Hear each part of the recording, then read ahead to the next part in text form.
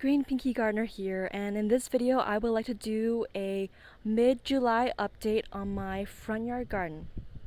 So as you can see, all the blank spots of my walking path, I guess you can call it, have mainly filled out. I mean, it was not the most ideal situation at the moment because a lot of, I guess you can call weeds, filled it up. But I do have quite a bit of the Roman chamomile and creeping thyme left over from last year that came back, as well as a good patch that's self-seeded and a bunch of the Roman chamomile self-seeded as well. I will be hand harvesting the Roman chamomile, hopefully more often than I've been doing, because I want to make my own chamomile tea. And in this middle round-ish bed, some of my lettuces and whatnot had to come up because they started to bolt.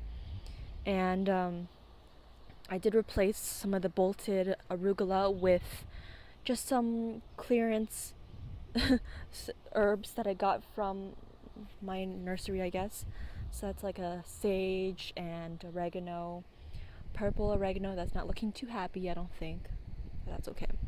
So I have a bunch of Boston red head lettuces, butter lettuce, whatever you want to call it, and I will be slowly harvesting them soon. The only problem is when I harvest them, then there'll be just a bunch of blank spots, which is kind of ugly. And then over here I have just some self-seeded dill. You can tell there's quite a bit of the Roman chamomile clover that fell out. There's quite a bit of grass as well. I mean, the height of these guys is just a bit much, but I think because I sprinkled a bunch of those coffee grounds, it made them grow way taller than they should have. So as you can see, my purple kale is doing really, really well. And thank goodness this year no ants have just chewed it up, because last year I tried to grow kale in the front and the ants just decided to kill it off before I even got a good start. My small blueberry bush actually produced some blueberries. I think I have been losing some to the birds, but that's okay. And along here I did plant another, what's it called? It's pineapple sage. So it's quite pretty. It has a very nice scent to it. Excuse that, that's the AC on. And the calendula is doing well all over. My bigger blueberry bush is doing alright, but the blueberry size, as you can see, it's quite pathetic. They're teeny tiny, very, very small. But what else can you do? The voles chewed up the roots over the wintertime, and I'm just happy it came back in general, you know. So I did have to replant basil from the store because all my basil that I grew myself got devoured by insects when I was away. And my peppers are coming along pretty well now, and they are forming peppers. Oh yeah, they are. Big Jim, as you can see down there. That's exciting. Oh, look at that. And my rhubarb is bouncing back, more or less. In June, I had a really great harvest of strawberries from my June-bearing strawberry plants. The best I've had in ever, you know, like actually like a good handfuls of strawberries. Flavor-wise, they're very good, but they're still quite tart, you know. And my Sugar Sprint snap peas are coming to an end soon. That needs to be watered, clearly. That's my sage, and it did send up flowers, so I'm going to collect the seeds, hopefully. This is my oregano that I grew from seed, and it's doing very well. It's starting to flower too, actually, the first year. Wow, it's amazing. So along here I actually have the last of my lettuces, the red leaf lettuce. See, I'm so confused what this plant is. Look at this. So I bought it thinking it was a black currant, and then I saw that they were forming quite large berries, or however you want to call it. And then I thought, oh, maybe it was mislabeled, so it's actually a gooseberry plant. However, now they aren't growing any much bigger, but they're starting to turn red. So maybe in the end it is actually a black currant and the first color it turns is red. If you guys know what it is and you can tell if you have one yourself, then please let me know. But I'll just wait and see if it turns black or whatever, and hopefully it's actually a black currant. So that's the quick little story there. And check this out. So last year I grew a bunch of red amaranth all along like there, and I didn't even bother growing it. Well, I tried growing it this year from a different packet of seeds, but it didn't come up, so that's okay. However, I did let it go to seed last year, and all the seeds just overwintered and it's like growing in between the cracks. Because amaranth is a very resilient plant. It doesn't, you know, get eaten by most or all insects, I would say, and clearly it's very drought tolerant because it's growing literally in between the cracks like a weed. And amaranth is actually a weed in North America, so that's just very cool. I'll harvest those. I'll eat them. Like, you know, why not, right? There's some more over there. So chives are coming to an end. Excuse the car. Not coming to an end, but like there was a bunch of flowers this year, and the flower stems, stalks, or whatever are very woody, so it's kind of hard to harvest my chives now. Oh, this pepper is looking good.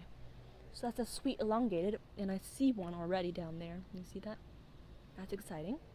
And my one and only red Malabar spinach plant is starting to, ooh, with that wasp, scary, is starting to come up the the lamppost, so that's exciting. The other ones got chewed up in the back by some animal, unfortunately. And my onions over here are probably not getting enough sunlight.